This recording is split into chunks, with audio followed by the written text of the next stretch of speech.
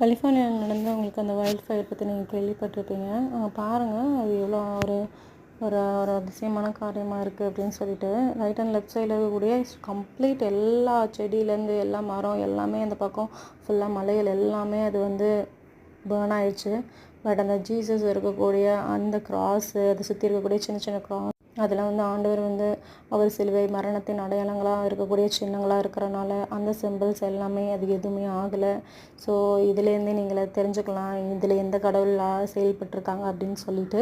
இதே மாதிரியே இன்னொரு இடத்துல எப்படின்னா, அங்கேயும் ஒரு நிறையா சைடில் இருக்கக்கூடிய எல்லாமே கம்ப்ளீட் பேர்ன் ஆயிடுச்சு. ரைட் அண்ட் லெஃப்ட் சைடில் இருக்கக்கூடிய எல்லாமே கம்ப்ளீட் பேர்ன் ஆயிடுச்சு.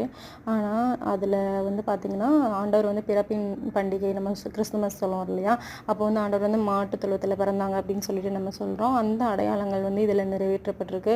ஸோ அங்கே அவர் மாட்டு தொழுவத்தில் பிறக்கும்போது அவர் வந்து ஒரு நல்ல மெய்ப்பனாக இருக்கிறாங்கன்னு சொல்லிட்டு பைபிள் எல்லாம் இருக்கும். ஸோ அவர் ஆடுகளெல்லாம் வச்சுருக்கிற மாதிரி ஃபோட்டோஸ்லாம் நீங்கள் நிறைய டைம் பார்த்துருப்பீங்க. அந்த மாதிரி ஆடுகள், அந்த மாடு, அந்த மாதிரி அந்த மாட்டு தொழுவங்களில் இருக்கக்கூடிய காரியங்களை வந்து ஆண்டவர் வந்து அதையும் ஒரு தனித்துவமான அவர் வந்து சிம்பிளாக வச்சுருக்கிறனால அவரோட கிறிஸ்துமஸ் பிறப்பின் பண்டிகையில் அது எல்லாருமே நம்மளுக்கு தெரிஞ்ச விஷயங்கள். ஸோ அதையும் இதில் வந்து அவர் வந்து அந்த அடையாளங்கள் எல்லாம் காமிச்சிருக்கிறாரு. ஸோ நான் வந்து இன்னும் உயிருள்ள கடவுள் தான் அப்படின்னு